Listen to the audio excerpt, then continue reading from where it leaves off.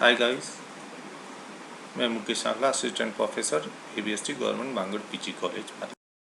आज का हमारा ये लेक्चर मैनेजमेंट अकाउंटिंग के सब्जेक्ट के ऊपर है, जिसमें आज का टॉपिक है प्रबंध लेखांकन का क्षेत्र, स्कोप ऑफ मैनेजमेंट अकाउंटिंग, जिसमें अलग अलग पॉइंट हैं, जिसमें वित्तीय लेखांकन, फाइनेंशियल अकाउंटिंग, लागत लेखांकन, कॉस्ट अकाउंटिंग, बजटिंग पूर्वानुमान, बजटिंग एंड फोरकास्टिंग, सांख्यिकीय विधियाँ, स्टैटिस्टिकल मेथड, सामग्री नियंत्रण, इन्वेंट्री कंट्रोल, समंकों का निर्वचन, इंटरप्रिटेशन ऑफ डाटा, कर लेखांकन, टैक्स अकाउंटिंग, आंतरिक अंकेक्षण, इंटरनल ऑडिट एंड लास्ट है प्रतिवेदन रिपोर्टिंग।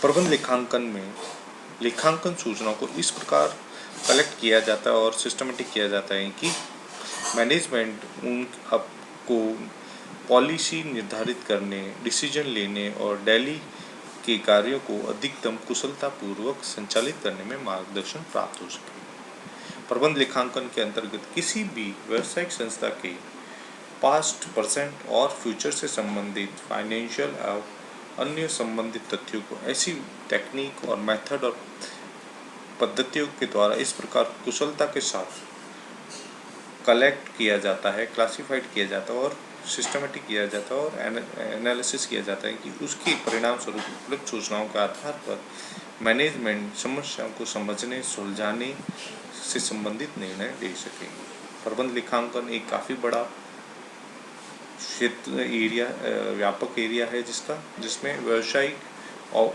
बिजनेस ऑपरेट करने के लिए अनेक पहलू शामिल होते हैं। प्रबंध लेखांकन के क्षेत्र में निम्न विधियों को शामिल किया जाता है, जिसमें सबसे पहला है वित्तीय लेखांकन, फाइनेंशियल अकाउंटिंग। वित्तीय लेखांकन सामान्य लेखांकन होता है, जनरल अकाउंट होता है, जिसमें व्यवसाय के सौदों का आरंभिक लेखा करने से लेकर खतौनी करना और फाइनेंस शेष निकालना, तलपट तैयार करना का कार्य किया जाता है। इसके बाद अंतिम खाते तैयार किए जाते हैं, जिसमें लाभ हानि खाता और व्यवसाय का परिणाम दिखाता है तथा चिट्ठा व्यवसाय की आर्थिक स्थिति प्रकट करता है। इसमें व्यवसाय की समस्त संपत्तियों, देनदारियों, लेनदारियों और निश्चित अवधि पर वित्तीय स्थिति प्रकट करता है। इसमें व्यवसाय की समस्त संपत्तियों का वर्णन किया जाता है। यह वित्तीय लेखांकन की प्रबंध लेखांकन के लिए तैयार किए जाने वाले विवरणों और रिपोर्टों का आधार होता है। बगैर फाइनेंशियल अकाउंट के प्रबंध लेखांकन परिचालन क्रियाओं पर पूर्ण नियंत्रण नहीं कर सकता। नेक्स्ट आता है हमारा कॉस्ट अकाउंटिंग, लागत लेखांकन। लागत लेखांकन अकाउंटिंग की एक ऐसी ब्रांच है, यह लागत जानने के लिए प्रयोग की जाती है। प्रबंध लेखांकन के मूल कार्य नियोजन, प्लानिंग, डिसीजन और कंट्रोल होता है तथा लागत लेखांकन कार्यों को प्रभावी रूप से करने के लिए, संचालन करने के लिए प्रमाप लागत, standard cost, budgeting control, inventory control, marginal cost जैसे उपकरण प्रदान करती है। नेक्स्ट आता है बजटरी पूर्वानुमान, बजटिंग एंड फोरकास्टिंग। बजटिंग या बजट का तात्पर्य एक उपक्रम के या संस्था के भविष्य के लिए योजनाएं बनाने या नीति या लक्ष्य निर्धारित किए जाते हैं। यह सब कार्य व्यावसायिक पूर्वानुमान के आधार पर किए जाते हैं। उपक्रम के सभी विभागों के लक्ष्य निर्धारित किए जाते हैं और उनके उत्तरदायित्व निर्धारित कर दिए जाते हैं। वास्तविक निष्पादन के बजट के लक्ष्यों से तुलना करके यह देखा जाता है कि कार्य निष्पादन कहाँ तक हुआ है और उसकी हमें जानकारी मिल जाती है। Statistical method. नेक्स्ट सांख्यिकीय विधियाँ।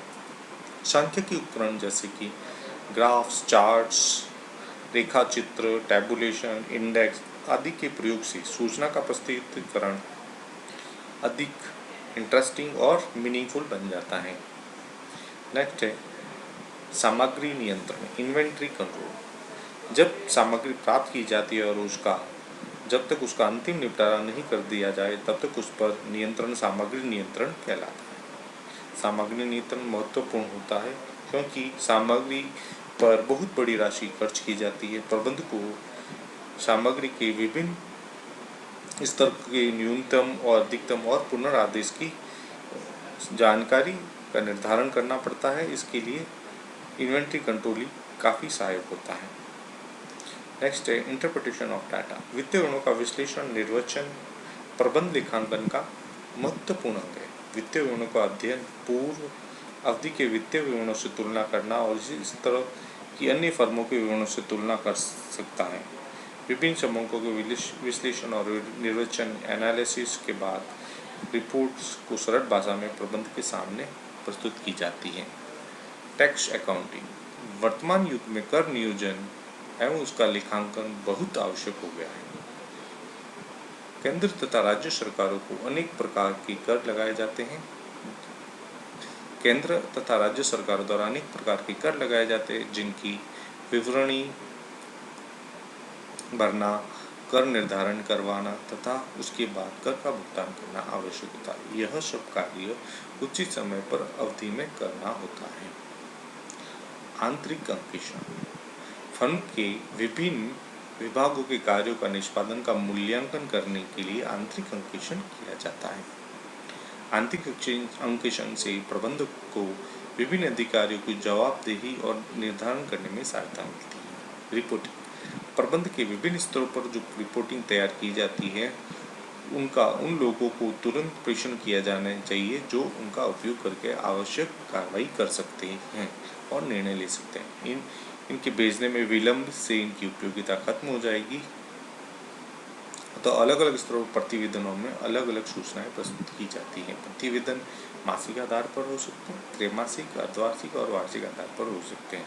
प्रतिवेदन में लाभ हानि, कोषों, कैश फ्लो, फंड फ्लो आदि के सामग्री आदि के बारे में हो सकती है। विधियां एवं धन्यवाद।